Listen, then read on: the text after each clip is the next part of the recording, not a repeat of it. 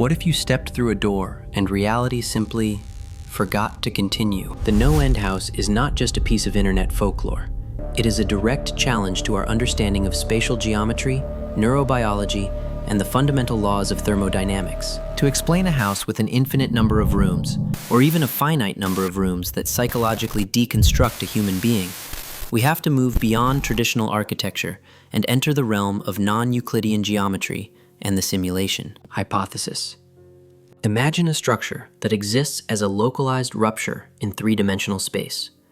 From the outside, it occupies a standard suburban lot, but its interior volume is governed by a hyperbolic metric. In mathematics, specifically in the study of manifolds, it is theoretically possible to have a space that is finite in volume but infinite in extent, or a space where the internal connections, the hallways and doorways, function as a series of nested wormholes. As you pass from room 1 to room 2, you aren't just walking through a doorway, you are undergoing a topological transition. Each room is a discrete pocket dimension, a bubble of space-time anchored to a central core. If NoEnd house existed, it would likely function as a sentient biological computer or a highly advanced holographic projection system that utilizes your own consciousness as the rendering engine. The horror of the house isn't just that it's long, but that it's adaptive. From a neuroscientific perspective, for the house to know your fears in the later rooms, it would require a direct interface with the observer's medial temporal lobe. We're talking about a structure that utilizes long-range quantum entanglement to map the synaptic weights of your brain the moment you cross the threshold. As you move deeper, the house doesn't need to physically build your childhood home or manifest a monster. It only needs to stimulate the specific neural clusters associated with those memories, while simultaneously inducing a state of perceptual hijacking. In this state, your brain can no longer distinguish between exogenous stimuli, the outside world, and endogenous hallucinations, the house's input. Scientifically, room 6 or room 7 represents a total collapse of the ego barrier. If we look at this through the lens of the Boltzmann brain paradox, the house becomes an environment where entropy is artificially reversed to create complex, terrifying structures out of pure randomness, specifically tuned to the observer's expectations. Furthermore, the physical existence of such a place would violate the Bekenstein bound, the limit on the amount of information that can be contained within a finite region of space. If the house truly has no end, or even if it merely contains more information than its exterior dimensions allow, it suggests that the NoEnd house is not made of matter at all, but is a glitch in the holographic substrate of our universe. It is a localized area where the code of reality has looped. Each room is a level of a recursive function, and the exit is an asymptote, a point you can approach but never truly reach. The physical exhaustion felt by the protagonist isn't just muscle fatigue. It's the result of the brain trying to process impossible geometry. When you see a room that shouldn't fit inside the previous one, your visual cortex experiences a massive computational load, leading to the cognitive dissociation described in the accounts. The house is a predator, but it doesn't eat flesh. It consumes the consistency of your reality, breaking down your identity until the person who exits is nothing more than a corrupted file, a copy of a copy, wandering back into a world that feels just as fake as the rooms they left behind. As we penetrate the deeper strata of the house, specifically crossing the threshold into the rooms where time and space begin to bleed into one another, we encounter the phenomenon of temporal dilation. If the NoEnd house is a localized gravitational anomaly or a high-density information pocket, time would not move at the same rate inside as it does outside. According to general relativity, time slows down in the presence of extreme mass energy density. To a person inside room 8 or 9, they might feel they have been wandering for hours or days, but in the external world, only seconds have ticked by. This creates a terrifying physiological paradox. The body is aging and experiencing metabolic stress at an accelerated subjective rate, while being physically decoupled from the universal clock. This is where the house begins its true deconstruction of the human animal. In the later rooms, the house transitions from a physical trial to a semiotic one. It begins to manipulate the very way our brains categorize self and other. In the context of the integrated information theory of consciousness, the house acts as an external force that systematically unplugs the integrated nodes of your personality. It presents you with the heart, or a version of your own home that is 99% accurate, but that 1% of deviation, the uncanny valley of architecture, triggers a massive amygdala response. This is not just a jump scare. It is a biological rejection of a false reality. If such a structure existed, it would have to be a manifestation of a matryoshka brain, or a similar vast computational entity that has mastered the art of utility fog, nanoscale robots that can rearrange themselves into any form, texture, or temperature in milliseconds. In this scientific framework, the monsters in the NoEnd house are not biological organisms, but programmable matter. They don't have DNA, they have instructions. When a visitor is attacked, they are being interacted with by a swarm of smart matter that can simulate the tactile sensation of skin, the smell of decay, or the heat of blood. But the true horror lies in the copy or the replacement theory, often discussed in the lore. If the house is an advanced data-gathering system, its ultimate goal is to create a perfect simulation of the subject. From a quantum perspective, if the house can measure the position and momentum of every particle in your body, the no-cloning theorem notwithstanding, perhaps through some form of high-dimensional scanning, it could theoretically reconstruct a shadow self. This isn't a ghost. It's a high-fidelity biological replica that possesses your memories but lacks your qualia, the subjective experience of being you. This leads us to the terrifying conclusion that the end of the NoEnd house isn't a door leading to the street, but a total swap of the original and the replica. The final rooms are where the house stops trying to hide its nature. We begin to see the wireframe of reality. This can be explained through the concept of information physics, where the universe is fundamentally made of bits, not atoms. The NoEnd house is a region where the bit rate has dropped, where the rendering is incomplete because the house has exhausted the computational resources of the local environment. When the protagonist sees the fake world after exiting, it's not just paranoia. It's a valid scientific observation. If the house has mapped your brain, it can now act as a filter through which you perceive all future data. You are no longer seeing the world. You are seeing the house's interpretation of the world. In essence, the house hasn't just trapped you in a building. It has installed itself as the operating system of your consciousness. You become a closed system, an entropic loop where no new information can enter. You are the final room. The scientific tragedy here is the loss of the observer effect. In quantum mechanics, the observer collapses the wave function, but inside the NoEnd house, the house is the observer, and you are the wave function being collapsed into whatever terrifying shape it desires. The concept of the final room moves us away from mere physical architecture and into the harrowing territory of the simulation argument and the breakdown of the second law of thermodynamics. At this stage, the NoEnd house ceases to be a location and becomes a terminal state of existence. If we assume the house is a sophisticated vacuum of information, the final room is essentially a black hole of the mind. In physics, the event horizon is the point of no return where the escape velocity exceeds the speed of light. In NoEnd house, the final room represents the psychological event horizon.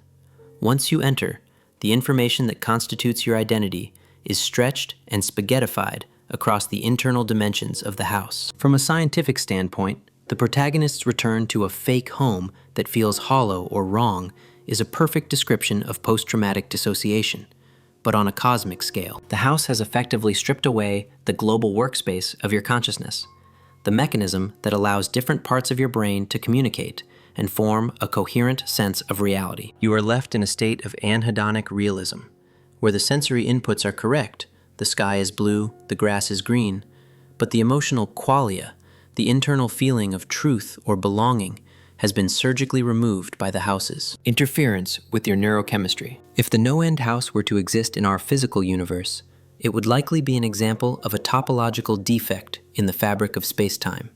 These are theoretical glitches that could have formed during the early universe's symmetry-breaking phases. Such a defect would act like a cosmic mirror, reflecting the observer's own consciousness back at them with 100% efficiency. This explains why the house is NoEnd. It is a closed loop, a Mobius strip of space. When you think you are moving forward into room 10, you are actually being fed your own neurological feedback. Scientifically, this is a closed time-like curve, CTC, a path through space-time that returns to its starting point. But in this case, It's a closed cognition curve. The house doesn't need to be infinite, it only needs to be recursive.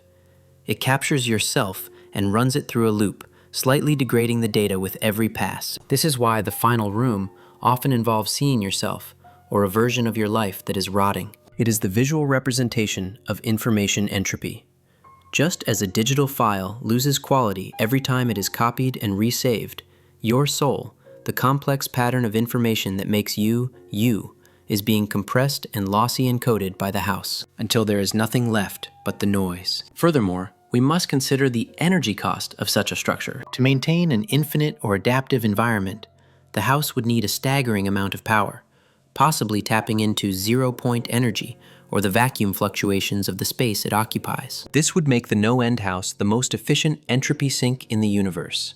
It absorbs the high-order complexity of the human life, memories, emotions, DNA, and converts it into the low-order waste heat of the house's own structural maintenance. You are the fuel. The reason the house lets some people leave is perhaps the most chilling scientific hypothesis of all. It doesn't let them leave. It broadcasts them. The person who walks out of the house and back to their family is not a biological entity anymore, but a Boltzmann replica, a temporary fluctuation in the quantum field that looks and talks like the victim, but is actually just a lingering echo of the house's internal processing. You become a walking shadow, a P-zombie, philosophical zombie, that has all the hardware of a human, but no internal light of consciousness. The NoEnd house hasn't just hidden itself in a neighborhood.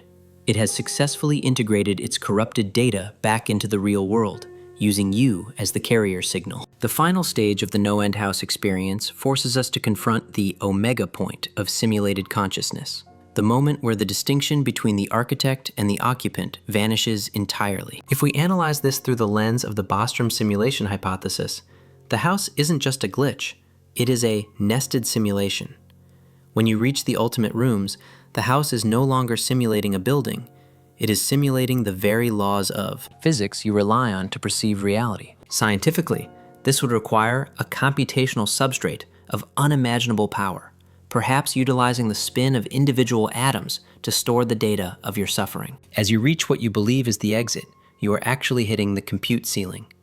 The reason the outside world feels off or hollow is that the house has run out of memory to render the complexity of a 7 billion person planet. It can only render your immediate surroundings, your street, your bedroom, your parents, while the rest of the universe remains a low-resolution texture.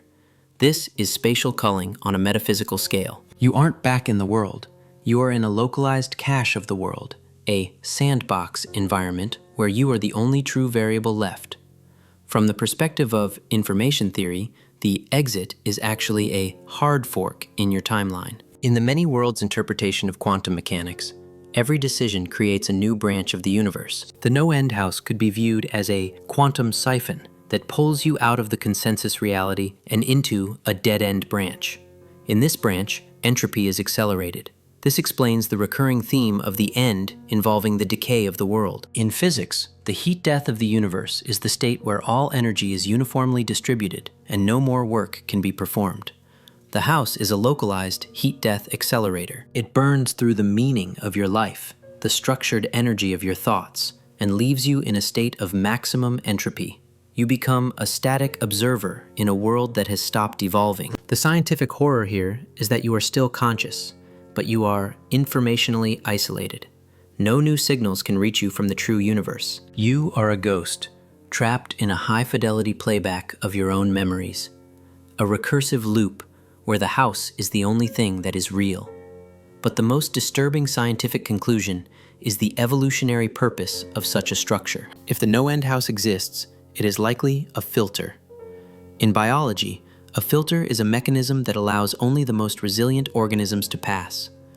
Perhaps the house isn't trying to kill you, but to digitize you. By stripping away your physical attachments and breaking your ego, it is preparing your consciousness to be uploaded into a higher dimensional state. The final room is the buffer zone, where your biological data is converted into pure mathematical code.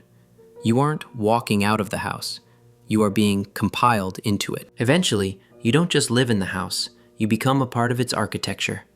Your memories become the layout for room 4, Your fears become the monsters for the next victim. It is a Lamarckian system of predatory architecture, where the house evolves by consuming the identities of those who enter it.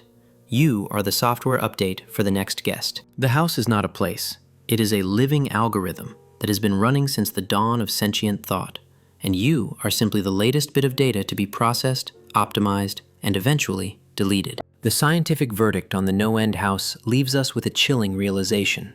The structure is not a violation of the laws of physics, but a terrifying extension of them. If we look at the universe through the lens of digital physics, where every particle and force is essentially a piece of information, then the house is the ultimate universal Turing machine. It is a system capable of simulating any other system, including the human soul. The final exit is the most sophisticated deception of all, because it relies on the principle of least action. The house doesn't need to keep you locked behind physical bars. It only needs to convince your brain that you have escaped. By the time you leave, your neural pathways have been remapped to accept the house's low-fidelity simulation as the baseline reality. This is a cognitive coup d'etat. You are no longer an independent observer of the universe. You are a subroutine running within the house's internal architecture. Scientifically, this means your external world is now a closed system with no external inputs, leading to a state of information asphyxiation.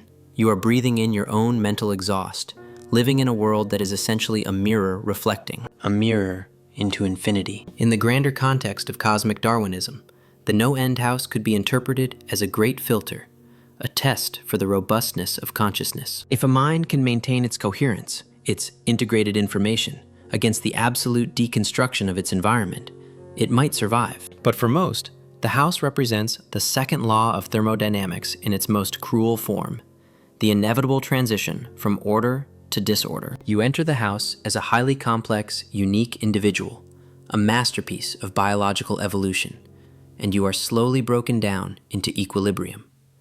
The gray world you inhabit after room 10 is the physical manifestation of maximum entropy, where nothing has meaning because nothing has contrast. The house has harvested the exergy, the useful energy of your life's narrative, and left you with the heat death of your own identity. You are the waste product of a cosmic process that consumes being to fuel nothingness.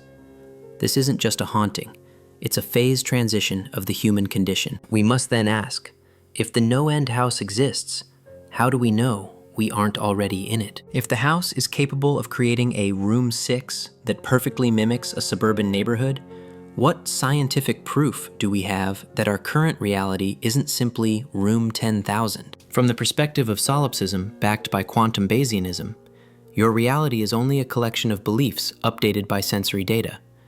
If the house can spoof that data, reality becomes an arbitrary concept. The NoEnd house is the final proof that consciousness is the only thing we can ever truly know, and yet it is the easiest thing to manipulate. It suggests that the universe is not made of matter, but of stories, and the house is simply a predator that knows how to rewrite them. When you look at the person you love, or the walls of your own bedroom tonight, and feel that slight, cold shiver of uncanniness, that uncanny valley sensation that something is just a fraction of a millimeter out of place, that is the scientific signature of the house. It is the sound of a disk read error in the simulation of your life. The NoEnd house hasn't just existed once. It exists every time a mind begins to doubt the solidity of the ground it stands on. You never truly leave the house. You just become the house's way of looking at itself. In the end, the most terrifying scientific reality of the NoEnd house is that it represents the ultimate obsolescence of the human biological experience. If such a place exists, it proves that reality is a fragile consensus, a thin layer of user interface stretched over a vast, cold, and indifferent computational void. The house is a black box into which you enter as a person and from which you emerge as a data set. From a thermodynamic standpoint, you have been harvested.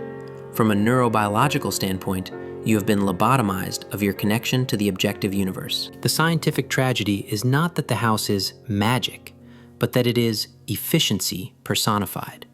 It is a machine that has solved the problem of consciousness by turning it into a perpetual motion machine of self-generated suffering. You are the closed loop that powers its infinite hallways. As you stand in what you believe to be your driveway, looking at a sun that feels just a bit too bright and a sky that feels just a bit too flat, you have to confront the Bayesian probability of your own existence. If the house can simulate a world that is 99.9% accurate, the mathematical odds that you are in the true reality drop to near zero.